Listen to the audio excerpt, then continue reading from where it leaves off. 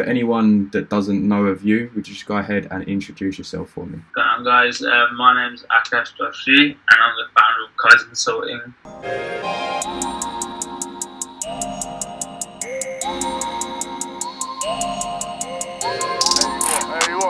Hollywood 6. I'm 17, and yeah, so we're a digital marketing agency based in UK and Canada, and we have clients in various niches, mainly app and e-com. So what's that, apps and e-coms? Yeah, e-com store. Do you, I usually try and stick to the questions, but we usually go quite off topic. With like the apps, what are some of like the apps you've been working with? There's this one app called New Day Impact Investing. It's like a financial investing app. It's basically where you like invest for like retirement and stuff like that. But then some of the money goes to helping the environment, like and stuff like that. They're a pretty big company. They're like projected like hundreds of millions in sooner or later. So their ad spend's like gradually getting higher. And yeah, so they're a good app. Get on Pepper. It's like a restaurant app. Like Just Eat and stuff like that. Yeah. Like stuff like that, yeah, but that's based in Canada. So yeah, there's a few apps we're working with, trying to close in on some more as well, like real estate ones are in the pipeline. And yeah, so nice. So what sort of motivates you? Obviously 17 years old, a lot of people obviously 17 years old, not really in this space whatsoever. What sort of got you into this sort of thing, and what sort of motivates you forward? It is actually weird because I came across one video like Iman, Iman Gaji, yeah. So I came across this video, it's like him like earning 6 figures at 17. And I was like, this is impossible, because all I had this limiting like serious barrier when I was like 15. Yeah. I'm gonna be an accountant, and then I'm gonna save money, invest in real estate. I had all these plans.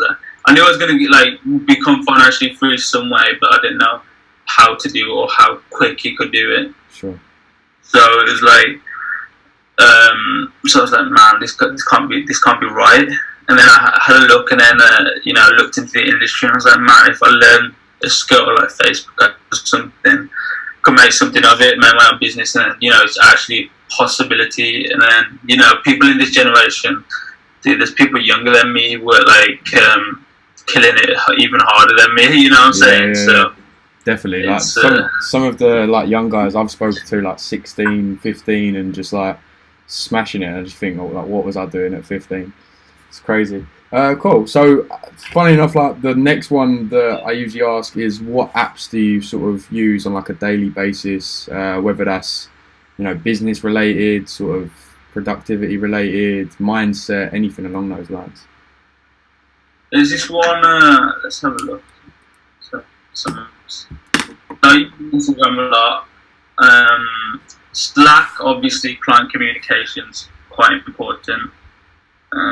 Stripe, another app that I use, PayPal, and Brain FM. So if any of the viewers want any product tips, listen to Brain FM. There's like binaural beats, kind of. It's like an app for that. And then, so what happens is, when you have a work block, you listen to it and you just deep focus, and then you have a more productive work block, in my opinion, than a regular work block, just because you're so zoned in to the work block. And yeah, it's like those lo-fi sort of beats, isn't it? Where it's just like it's just like a continuous sort of thing. Yeah. Cool. Yeah. Nice. What about books? Do you ever read any sort of books? Any books that you could sort of push out there? I'm reading all the time. Let's see what book here. This one's called Prospecting. It's actually about like prospect, email, telephone, and stuff like that.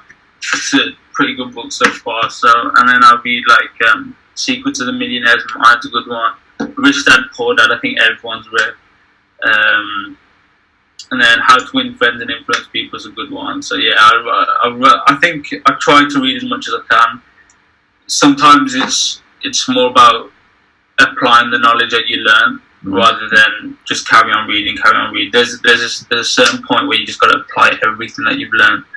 Because if you've got the knowledge and you're not using it, Sure. Yeah. It's the same with me. I probably get like halfway through a book and then I don't read it for like a month or so. Yeah. Always happens. Cool.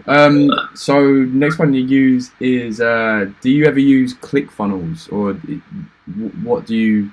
Clickfunnels is used by a lot of people, but I always like to ask this question. Do you use Clickfunnels a lot? No, I don't know, man. This is I hate putting Clickfunnels on blast because it's controversial, isn't it?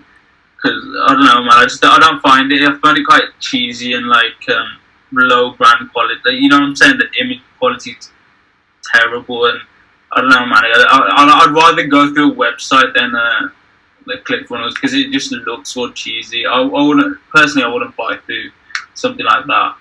So, yeah, I was speaking to someone before. They was like, when I see the Clickfunnels icon up in sort of like the web address, they're like, no, and then just click straight off of it. So yeah, it's I don't know, man. They brand it really weirdly, and it's like a whole green logo. Everyone's seen it. I feel like people aren't receptive to it too much anymore, unless they like haven't obviously heard of Clickfunnels and stuff. But as a marketer, I'm so receptive to that stuff now. I'm like, yeah. I use that Lead Pages, which is like sort of like the same sort of thing, like ridiculously cheaper. So yeah. There's so many like better ones, like better alternative to Clickfunnels. I think it's like how much is it, like $250 a month or something. Oh yeah, if you want like the full package, it's like $250 a month or something like that. Right. So another one is, do you ever use cold emails, and what has your experience been with it? Cold emails, yeah, we do. So we do cold emails. We do either in two ways. We either bulk send out emails, get a lead list of like 1,000 people, and then send them out in batches, or we really go hard in on prospecting. So we prospect the whole business, take screenshots, take competitive screenshots, and then be like, this is where you're going wrong, and this is where your competitors are going right. That's gonna call, bang, and then you're gonna call, set a meeting, close a deal. But it just all depends on which niche you're targeting as well. Like some niches are more receptive to a batch email than a more prospected one. So it all depends. It all depends. Nice, cool. Is there any social media tips you could give to any newbies? Social media, as in like presence-wise, or the? Yeah, no, just in general. Any social media tips for newbies, whether that be obviously like you said, you pretty much come across your business module by searching on social media. You're obviously now active on social media, like pretty much day to day. Just sort of any tips that you would have if someone has never literally been in this sort of place before? Yeah, I think what I'd advise people to do is, one, keep it real. Just keep it real with everyone that you talk to. Keep it 100%. And secondly, just network, dude. Like networking's just it gets you so much further than having this one-off thing where like you do something for or you try to get someone to do something for you, and then you just bin them off or whatever. It's like just network, add value, give them value, like, and without any like expectations. Like sometimes I get on calls with people just because they need help with like something. I don't charge them. I'm like, dude, Yeah, same. So you're pretty active in like quite a lot of like Facebook groups as well, right? See you quite a lot, like giving value all the time. Same again, like not really ever asking for anything. Is that you see a lot of people talk about sort of like providing value without sort of expectations. Do you actually reap the benefits of doing that, like in the long run? Of like providing value. Yeah, like I've spoke to some people before, and they're like, that is pretty much like my outreach strategy. Is just literally providing value in these groups, and then I just suddenly get like a message on Facebook, and if someone has seen that post and they want to speak, and and then it just naturally progresses, because like you said, you're not like selling in those Facebook groups. You're genuinely adding value to someone, and obviously they take that and think, oh God, if he's giving that for free, imagine what his paid sort of services would be like. Yeah, no, I don't really do much mentorship or any of that sort of stuff, just because I don't have time. Like, I just don't really want to commit to it, because then, well, like mentorships, it's like you really got to commit to this one person. It's almost like dragging them out of the dirt kind of thing. Yeah. And as well, you can't solve someone's problems, right? So you can give them sort of like the blueprint, but if they're not willing to do it, then yeah, dude. Like I used to like do one-off mentorships, but some people just don't even like put the effort in. Like they pay you, or like the pay's fine, but I want the case study. Yeah, I want. You know what I'm saying? So I just do like one-offs now. So I give value in groups. I'm like, this is what you got to do. Get on like do a 30-minute call, and then I show them how to do it, or I do it for them, and then I don't really have much of an intention to, because the agency pays more than a mentorship, in my opinion. So of course, yeah, and it would take away from you working on the agency as well, right? Yeah, 100%. Cool. So are you doing this? Obviously, you said you're 17. So you still in any sort of like school system, or what was your school sort of experience like?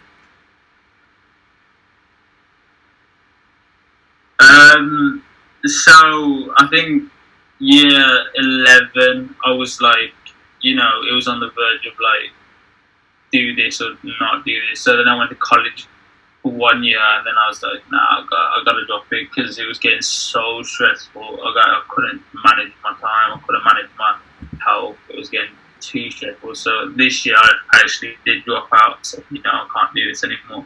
It was getting to the point where I just didn't even go into college. It was getting that bad, and I had like such a bad attendance. What did you do? What was you studying? I was just doing a business BTEC. Okay.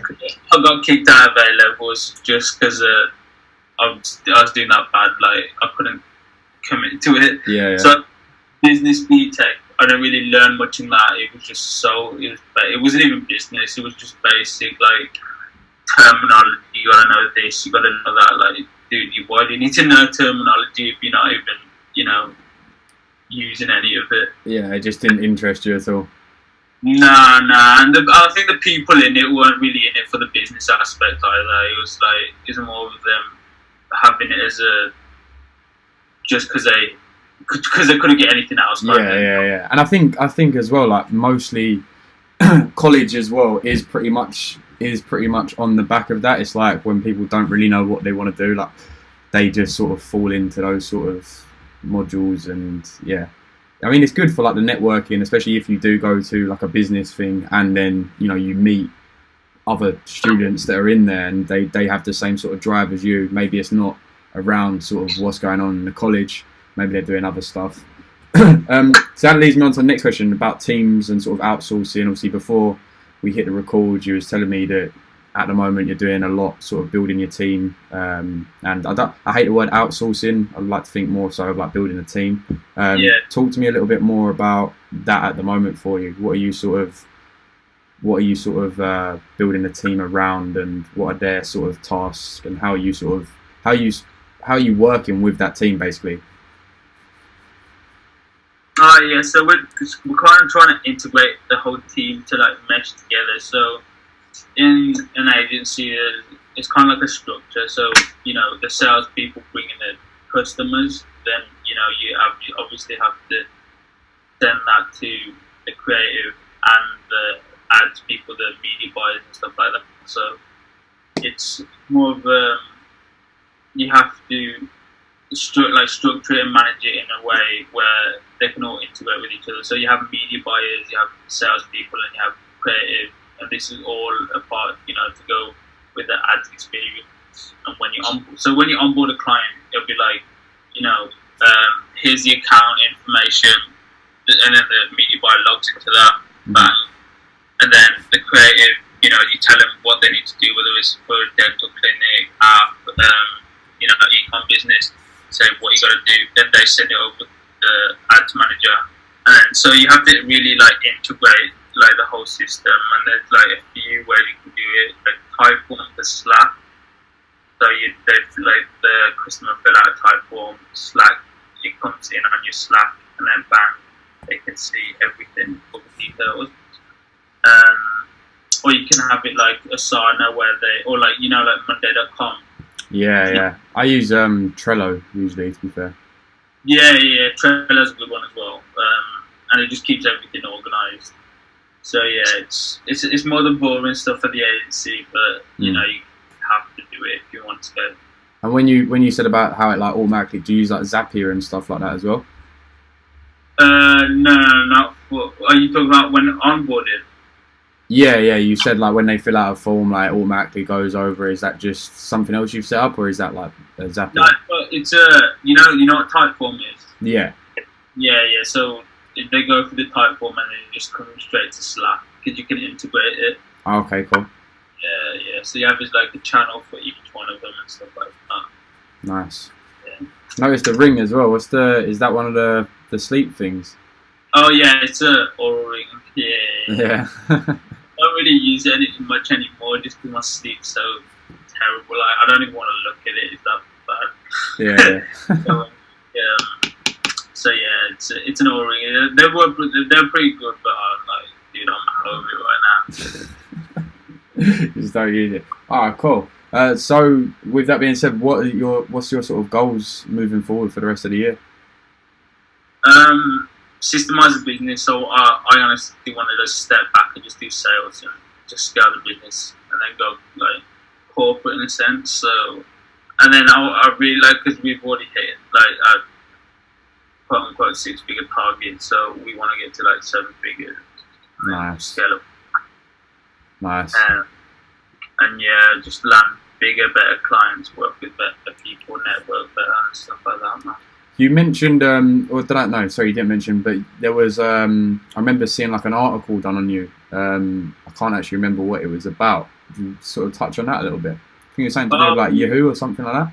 It was Yahoo Finance. So yeah, I did like an article for Yahoo Finance, and then it's like an outline of my journey so far. Coming from like 15 years old to now. Because I've been in this industry for like 2 years. Yeah.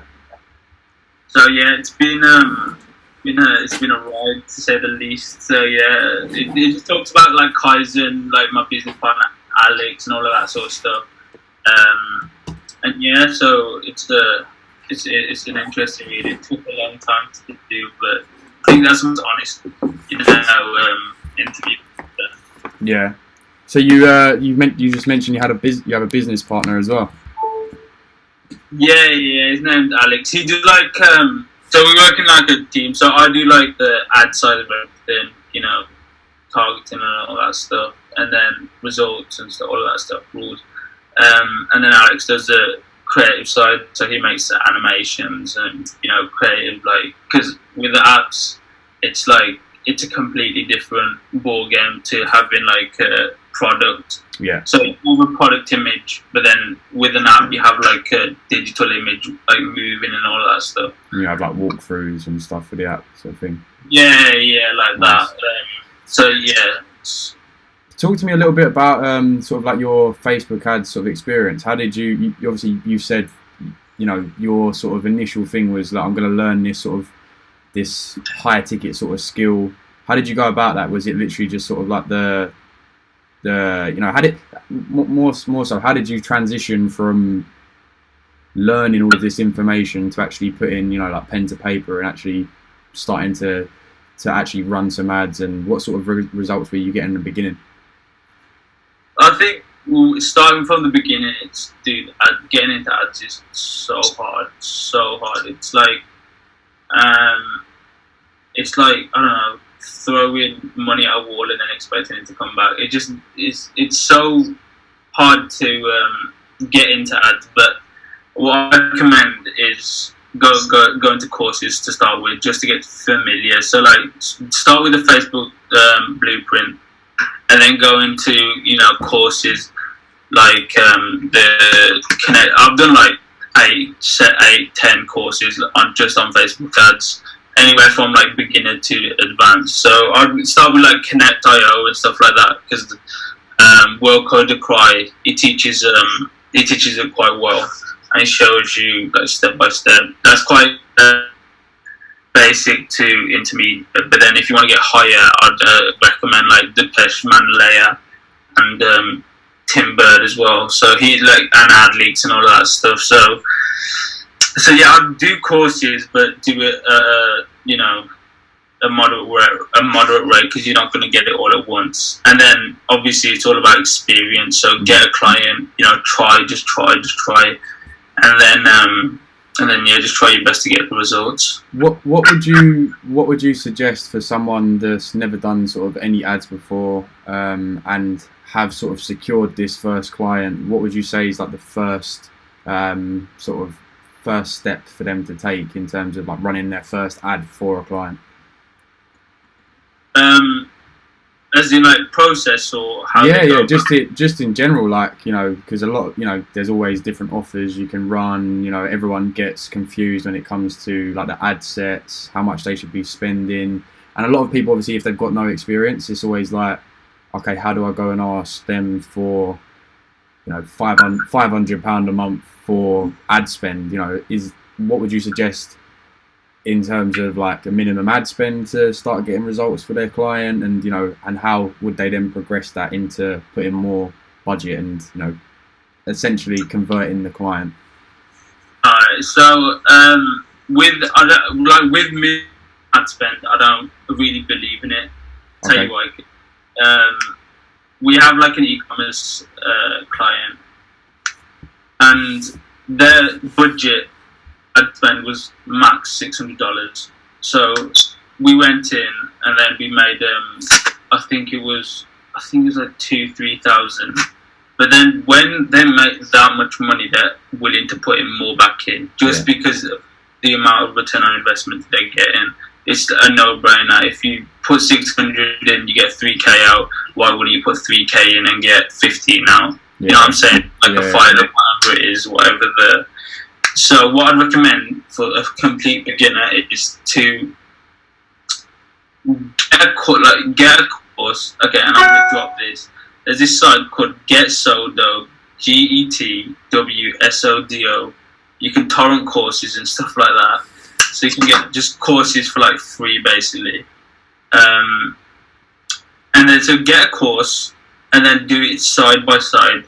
So if they're doing like for e-commerce like a PP campaign, do that side by side, and they're like walking you through it.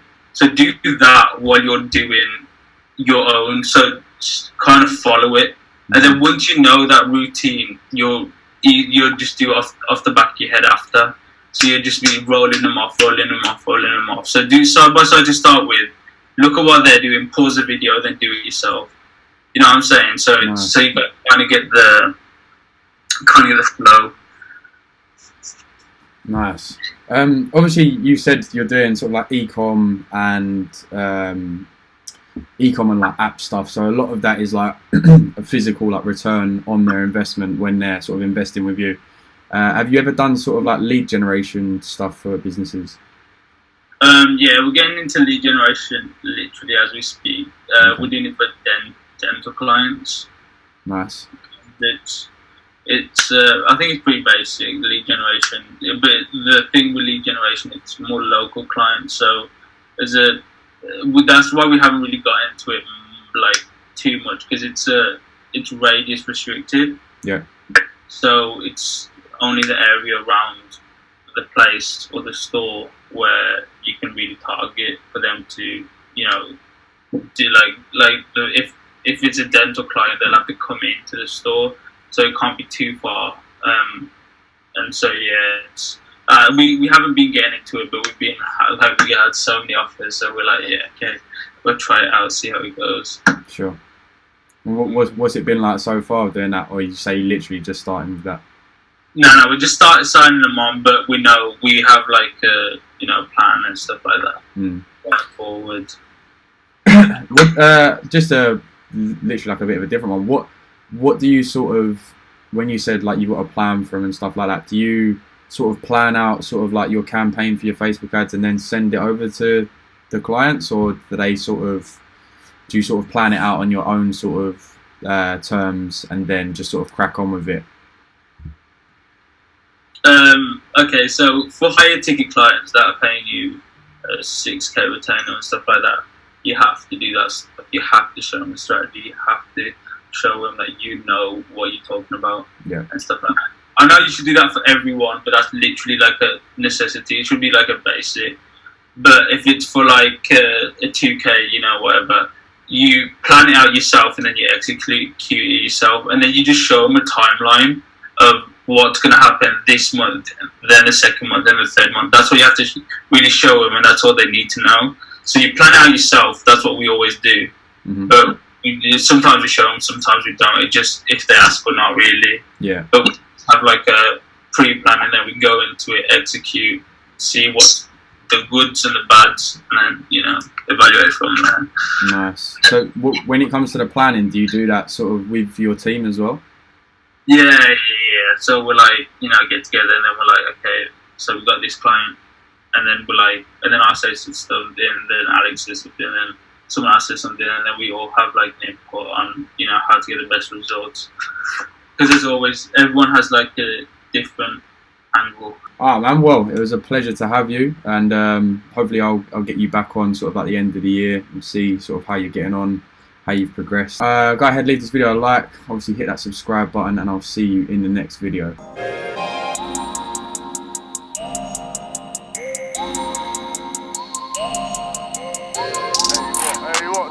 Hollywood 6.